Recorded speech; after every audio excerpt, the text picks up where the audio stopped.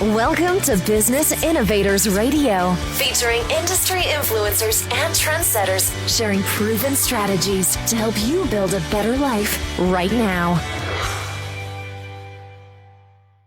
Hello and welcome to the show. This is your host Neil Howe, and our special guest today is Anthony Ackroyd.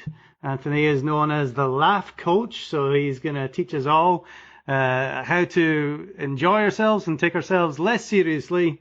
He is from the land down under. Welcome to the show, Anthony. Neil, lovely to be with you. Great. Well, let's get right into it. How did you get known as the Laugh Coach? Well, it depends how far you want to go back. I guess the shortest answer is that I began my professional career as a stand-up comic back in the 1980s, and eventually had a lot of success with that.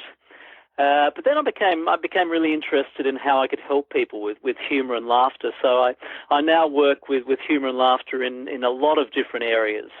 For example, I just did a conference on chronic pain and laughter's effect on pain. I work in areas with relationships and health and education, but a big part of the work I do is within the business community.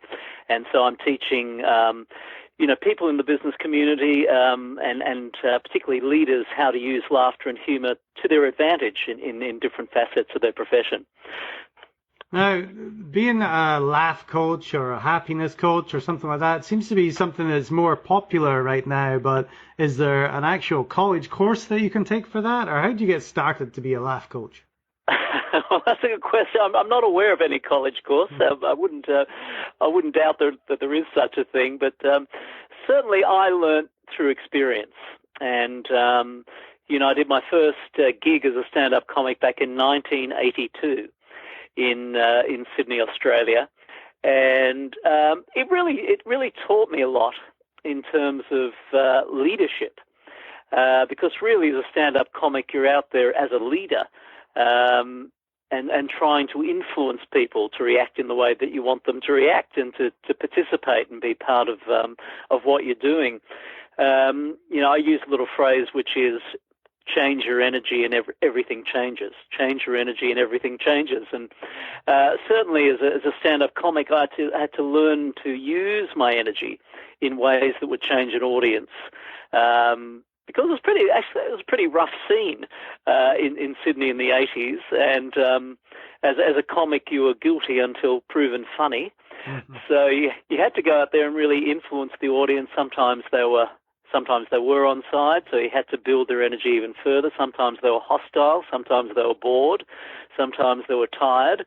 So for me, that really taught me a lot about the power of laughter working in front of tens of thousands of people live and millions of people on television. And I saw the power of humour and laughter to produce changes in people in very positive ways. And so I took that and ran with that and started to apply that in different areas and in particular business.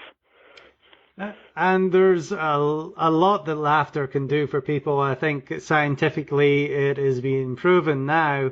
But what are some of the problems that you said you go into businesses quite a lot? What are some of the problems that businesses have that you can go in and address? Well, I think there's often, cultural problems within an organization. And just to give you an example, I did a major program in a company that produces confectionery and bread, and there were kind of two cultures within that organization, which were the bakers, who get up very early in the morning to do their work, and then there was the customer service people who come in after the bakers, and there was a lot of conflict within this organization because people really didn't understand the challenges of the different roles. So the customer service people thought the bakers were messy and left everything in a mess, and the bakers thought they did the real work, and the customer service people were just whinging. So this is an example of me going into a company, and I did a workshop with both of these different strands of the culture. And once you have people starting to laugh and starting to interact with each other, in this kind of humorous way. They start to see a different side of each other, and they think, oh, that person is a human being. They're not out to get me. And we just had a major breakthrough within that day when people started to enjoy themselves, because this is the power of laughter in terms of opening people up.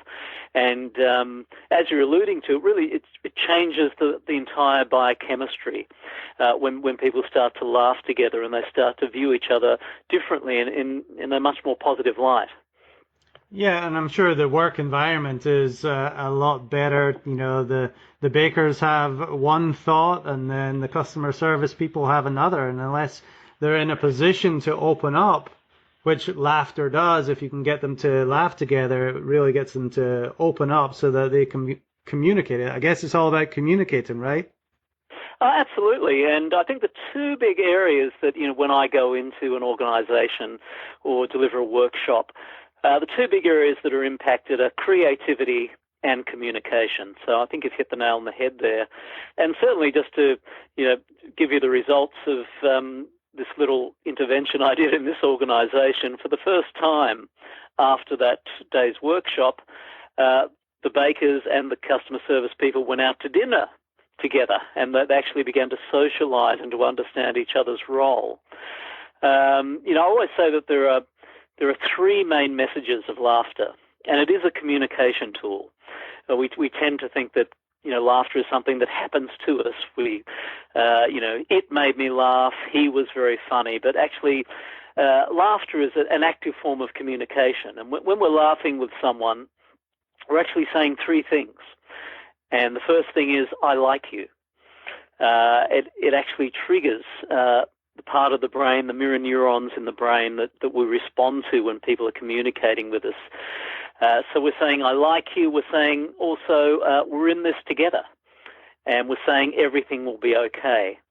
And this is kind of a simplified, basic message, a way of putting it that's based on all the research. And I read all the research on humour and laughter, which I advise people never to do, because you may never laugh again because it's so dry. But what I do as a laugh coach is take all that academic stuff and take my own experience and apply that in workplaces. So when you have people laughing and communicating, I like you, or in this together, everything will be okay, it's a very, very powerful form of communication, and it can produce quite incredible results. Let's talk about the results for a minute, because obviously business, yes, they want their people to get along well, but they really care about the bottom line, which is making profits. How does it help the bottom line? Well, my research on my own work, and this is supported by other people's research as well, is if you get an increase of 1% in terms of positivity within a company culture, that affects the service climate, and then you'll get a 2% increase in revenue.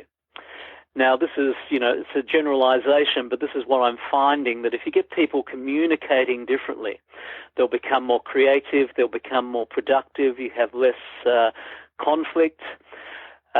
Within that, again, referring back to the example of the bakers and the service people, we reduced absenteeism by 40%. Because people actually began to enjoy coming to work. They began to enjoy interacting with each other. So it is very bottom line. And I always say to clients, listen, if you can give me 1% more positivity, and I'll show you how to do that, I'll give you 2% more revenue. And that usually gets people's attention. But I think you're absolutely right. Sometimes it can be seen as, it's very nice to laugh and for people to get on, but does it have a bottom line effect? And it definitely does. And when people are happy to go to work, obviously, like you said, they're way more productive. There's nothing worse than having a job that you do not like going to. And I think in many companies, especially in the United States, people are very unhappy at their work. So what would be a couple of things that they could do just to lighten things up? Well, when I go in, the first thing I say is, listen, we need to establish that laughter is important, that humour is important, that it's actually a value that should be operating within an organization. So that often involves just a group discussion where people agree, yeah, we really want to do. We really want to, create this a flavour of humour and laughter within the organisation, and we actually see its value. Once people understand its value, then they're much more likely to participate in the process of creating more humour and laughter. And everyone has a different style, and I always have people analyse their own style of humour and laughter. Some people have a very dry wit. Other people are very extroverted. Some people are very internal but quite playful. So it's I call it a person's humour fingerprint. And it's very important for people to understand that everyone has a different sense of humour, and we need to arrive at some sort of consensus about the way humour and laughter is going to operate within a work environment. And just placing your attention on that can produce results really quickly. Once people think, oh, humour and laughter is important, humour and laughter will increase our productivity and our enjoyment of work. It's a bottom line thing, but also really enhance our experience of work. Once that understanding is there, then the change almost happens organically. Now, there's some of the newer companies that are coming out that are a lot more social and a lot more collaborative in their work and working together. Is that something that's come about, do you think, because of some of these communication issues? I think it is. And, I think what people want from work is changing. I think that's the big dynamic that's happening. People, the kind of mechanistic view of work, of being a moving part in a larger machine, is really a kind of outdated view. And, leaders, organisations need to understand that, and need to understand that people want the experience of life at work. I always kind of have a chuckle at the idea of work-life balance, as if life doesn't exist inside work. And I think that is the big change, and it's a social change, and it's a social dynamic that companies need to address to give people the experience of, all the aspects of life. And humour is a big part of that, and that's got to be part of their work experience to produce the best results. Definitely. Humour in any relationship is going to certainly make it stronger. Now, let's Absolutely. talk about some of the fears and misconceptions that some people might have about hiring the laugh coach, or, they probably don't understand exactly what it is that you do. Do you run into that quite a bit? Yeah, well, people need to understand it, and I think that's, absolutely reasonable, because it sounds unusual. And I think it's accurate to say people are more comfortable with more concrete things in a way, like, time management, or, workshops of that nature, or, really concrete skills. And when it comes to humour and laughter, once people taste it, they get it straight away. But, part of my job is to explain to people what the value is here, that they're going to get increased communication within their workplace. This will lead to increased creativity. This will lead to increased productivity. There's a whole range of benefits. Little metaphor I use, I call laughter our secret superhero, because it's kind of like, Clark Kent and Superman. We all understand that laughter is around us, and we all understand that, it's nice to laugh, and it's like Clark Kent sitting at his desk there. People don't realize that Clark can turn into Superman, and that laughter can turn into a kind of superhero that will bring a range of benefits, more buoyancy, more resilience, more collaboration, and a whole range of skills. So it is part of my job to explain that to clients. And once they get that, and once they have me in there, they get it straight away. Now, if I'm a business manager or a business owner, what kind of things am I looking at with my staff, my employees, to think that I need somebody like yourself, Anthony, to come in and solve the problems?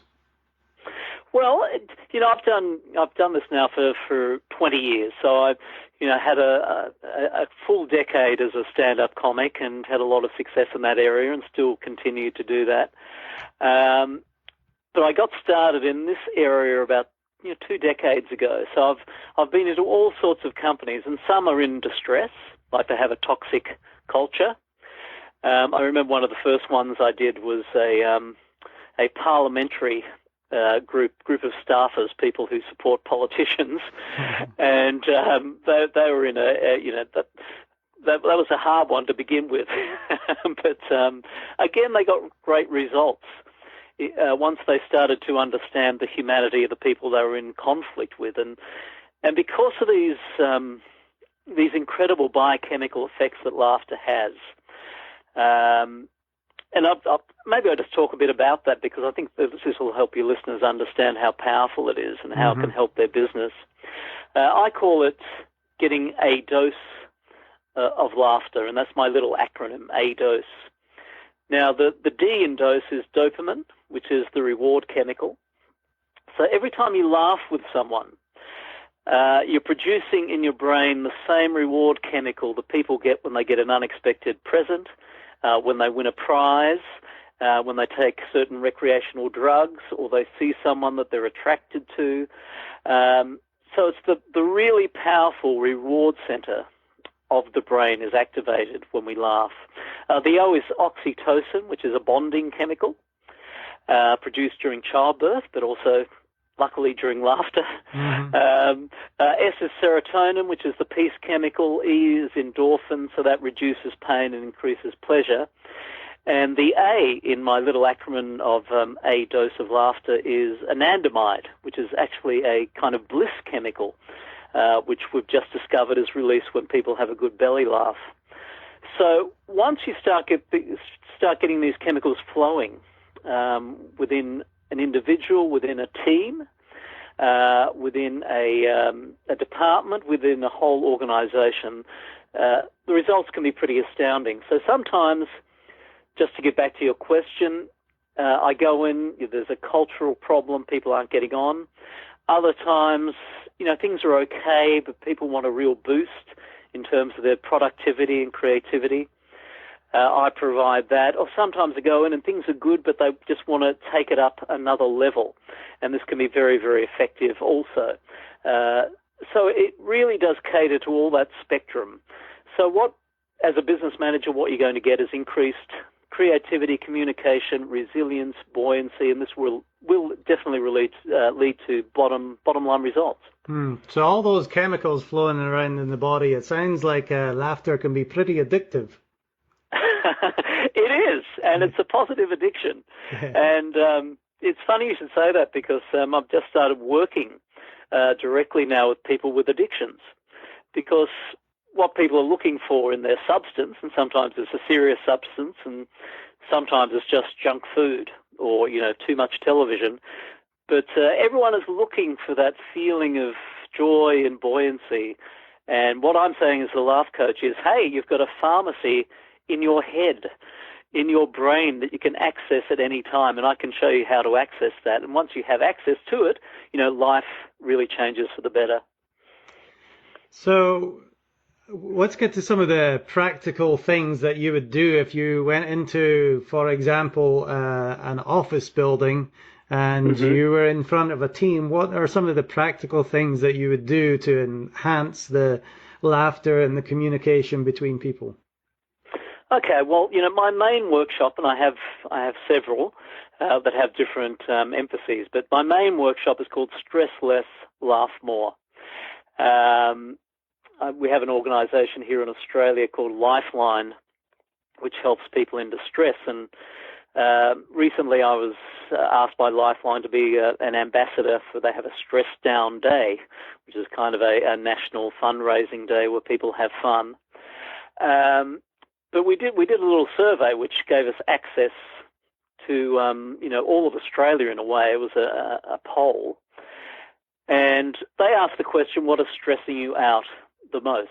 And there were 5 key areas, but number one was work. Work is the main source of stress for the most people most of the time. So the first thing I tell people is that laughter is going to reduce your stress, which is an enormous relief to many people. And it definitely does that. It's kind of the antithesis of the stress reaction, having the laughter reaction. So once you start to encourage that in people and they start to open up, we can get into practical things. And the first thing is to work out what is your relationship with laughter. And everyone has a history with laughter. We got different messages from our childhood, when we were at school, from our profession. And so everyone comes to a workshop and comes to my workshop with a different relationship to laughter. And this is something that very few people on earth ever do, is to sit down and work out, well, what is my actual relationship with laughter? Am I suspicious of it? Do I use it? Do I think other people have it, but I don't? And once people connect with their relationship with laughter, then they can create their future with laughter. So I then go through many of the benefits of laughter, which is a lot of fun. I have then people look at how they can apply that within their workplace individually and as a team. So there's a lot of group discussion, and all my workshops are fun. I think there'd be nothing worse than having a laughter workshop that doesn't produce a lot of laughter. That would be very sad. So within that, day or half day or sometimes a weekend, there's a lot of laughter. And this leads to, some quite amazing results. Once you have people that open, once you have people flooded with those chemicals that I just referred to, and also, things like more oxygen going to their brain as they laugh. And also once they understand how humour actually works, that can be a revelation for people, because basically humour is bringing two ideas together that seem to have no relationship and then producing a new idea. It's, technically called incongruity resolution, but it's basically the creative process. So this is why people can go into leaps and bounds of, new creative discoveries just from understanding how to use humour. Just to give you my favourite quote about humour comes from Edward de Bono, which everyone would know from his work in lateral thinking. He said, humour is by far the most sophisticated function of the human brain.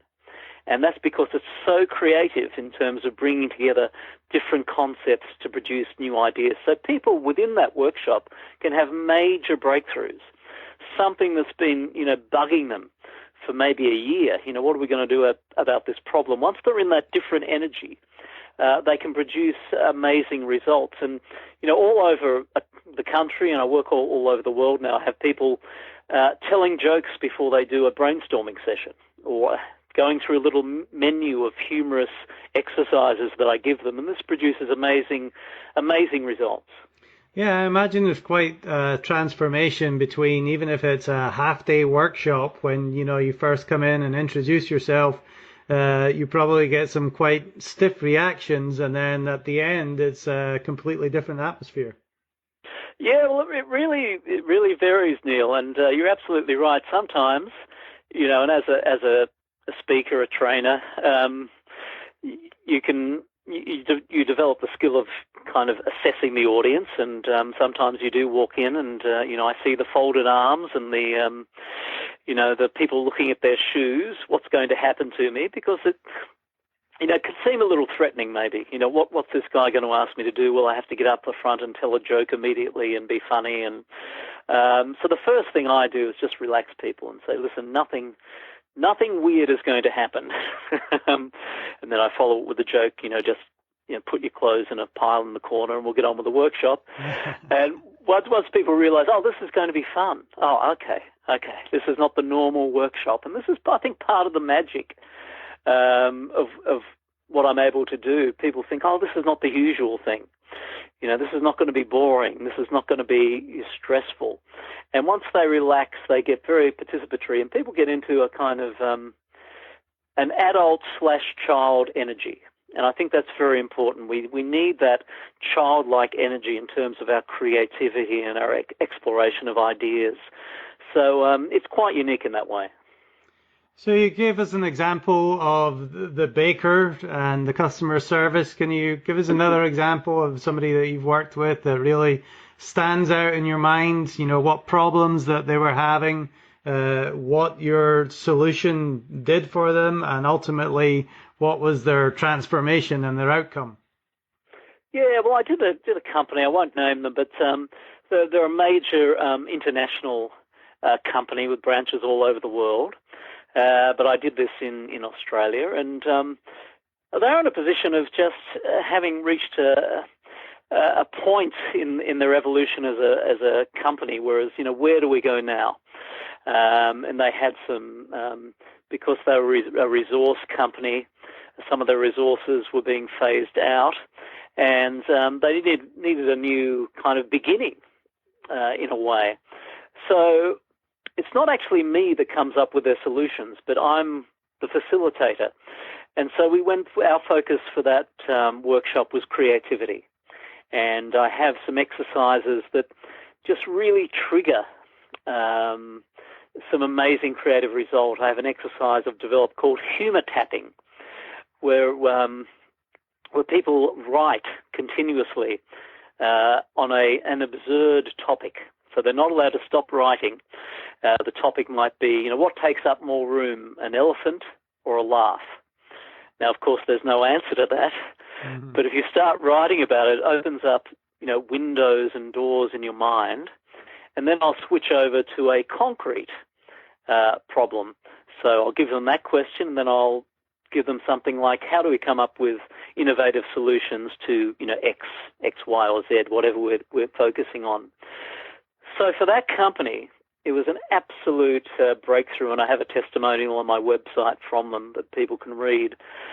But if you approach something in a completely different way, you can sometimes get amazing results, and particularly if people are feeling relaxed and open and collaborative. And so that was a major breakthrough in terms of the creativity and beginning a whole new chapter in this company's evolution. And they wrote to me 2 weeks later and said, listen, we haven't had breakthroughs like that in years. And that's the kind of testimonial that makes you feel like I'm on the right track. Definitely gives you pride in what you've been able to achieve with them. And yeah, well, it's all really fascinating and what laughter can do and the different chemicals running through your body. You know, it really opens things up. The human body is amazing if we can just open it up and use it. Now, Anthony, let's take it back a little bit and talk about you. And, you know, obviously you didn't get started with a laugh coach. You know, what got you to this place? What were you doing beforehand? Okay, well, just to give you and your listeners a little, Ackroyd thumbnail. I was born in the state of Tasmania in Australia, which is the most southern state. It's an island state, which is down under. You know, if you keep going, you'll reach the South Pole. And I grew up in a very poor neighbourhood, very working class, not a lot of opportunities, but I kind of found my identity through the performing arts, and I got over my excruciating shyness. And this is one of the reasons I always tell people, listen, you know, laughter can change your life, because it certainly did for me, and it took me out of a place of being very, very withdrawn and not really reaching my potential to putting myself out there. So I became an actor. I thought I was going to be a rock star. That almost happened, but didn't. And so I got into comedy when I moved from the island state of Tasmania to where I live now, which is New South Wales on the mainland of Australia. And you know, as I've talked about, I just learned so much from doing stand-up comedy. And through the 80s, I became very successful, did a lot of TV, became, you know, I guess a household name, if that is, you know, being recognized wherever you go. That did happen. Mm-hmm. Mm-hmm. But I really reached a point where, you know, I want to make this practical for people. I love being a stand-up comic, but I wanted people to understand and be able to apply the benefits of humor and laughter to their lives. And, you know, I look for ways of helping people. So I became, for many years, a clown doctor.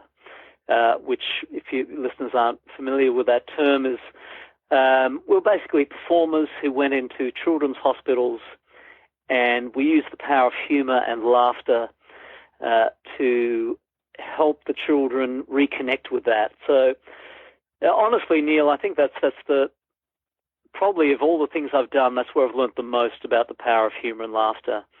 And to go into maybe an oncology ward where children are dealing with cancer, or a burns unit where they're severely injured, it can be an absolute revelation in terms of the power of humour and laughter, because children are so close to that energy. And we would go in there into the wards, and you know, the families would be very grateful to see us because it gave them a little break, and also the staff. And you know, I found that, you know, blowing some bubbles, telling some bad jokes, just being silly, the kids would leave that identity of I am a sick child to I'm a fun child again. And I'd also see, you know, results that they kind of bordered on the miraculous, in terms of kids who hadn't slept for 24 hours being able to sleep after they'd laughed, because laughter actually releases melatonin, which is a sleep chemical, which, you know, if you laugh during the day, you won't fall asleep. But if you can inject some humor, listen, I'm now working with people with insomnia. This whole thing, Neil, has led me to areas I never would have predicted. So I had that experience as a clown doctor. I've also worked with people with disabilities. Recently I've worked with people with dementia. And again, it's like unlocking a part of the personality, because we'd go into an aged care facility. Maybe one of the staff would say, "Listen, you won't get much out of Frank. He doesn't talk very much." And sometimes, through the power of humour, you would get things out of people like Frank. They would start to respond, because you're tapping into this strong biochemistry, and you start to get these results where they become more communicative. So I've tried to explore humour and laughter in so many different areas, and the more I read about it, the more fascinating it becomes. So, you know, that's how I've evolved really into the Laugh Coach. It's a name I gave myself because I thought, there's life coaches. I'll be the Laugh Coach, and now we're moving into about to produce a TV series based on my work. And you know, it just seems like this whole area, it's now time for it to happen. And I think it's time for it to happen in companies, and it's something leaders should be familiar with and use to their advantage. Well, we've certainly covered a lot today, Anthony, and we'll get to your contact details in a minute. But if there's one thing that we haven't covered yet today that you'd really like to leave with the audience, what would that be? Well, I think this is how I end my workshops, because people have different relationships with laughter, and there's so many different aspects of laughter. But at the end of every workshop, I just say to people, listen, remember that laughter is a gift. You know, it's a gift you're giving to other people. And I've heard, you know, from doing this for 20, 30 years now, I've heard so many stories of how just a smile, you know, changed someone's minute, changed their hour, their day, and also, you know, really profound stories where it's actually changed someone's life or even saved their life. And I think if you look at laughter as a gift that you're giving other people, it takes away that self-consciousness, takes away that reluctance to put yourself out there, and it can have a profound effect on that other person. And sometimes you'll never know that you change that person's day or month or year or life. So I just encourage people to go out there and give that laughter. Another favourite quote of mine about laughter is comes from a writer called Jean Houston, and she said, "At the peak of laughter, the universe is flung into a kaleidoscope of possibilities." And that, to me, is what laughter can bring to a person. It can bring to a company. It's these possibilities of operating differently and getting results that you maybe never expected. Well, there's certainly a need for it. I'm sure you're super busy in Australia, but there's a huge need for it over here in the United States. And if people over here want to get in contact with you, what is the best way for them to get in contact with you? Do you have any online courses or any materials that they can see? Yes, well, the best way to contact me is through my website, which is anthonyackroyd.net, anthonyackroyd.net. There's a newsletter there. I actually call it a fun letter because I think people have enough newsletters, but it actually contains a lot of fantastic information on how to use humour and laughter to your advantage. I'll be coming to the States soon. Might drop in on you, Neil, and see you personally. Definitely. Fly into Atlanta. I'd love to. And early next year, there's going to be an online course of Stress Less, Laugh More, because I'm just, I can't get to everywhere, and there's such a demand now that this is my personal mission, and I just want to bring this information to as many people as possible. So, I'd really encourage you listeners just to subscribe to the fun letter. There's also information on all my courses there at anthonyackroyd.net. And I'll update anyone who subscribes on when the online courses are coming out or when I'm presenting in person in their area. Well, great, Anthony. Thanks very much for taking the time to be on the show. It's been a pleasure listening to you and learning more about the benefits of laughter. So thanks for spending the time with us today. Oh, it's been an absolute pleasure, Neil, and thank you for the opportunity. And I know you will. Keep laughing. All right, to our listeners, thanks for listening. And if you like what you hear, hit that like button and share, and we'll see you next time on the show. Thanks for listening to Business Innovators Radio. To hear all episodes featuring leading industry influencers and trendsetters, visit us online at businessinnovatorsradio.com today.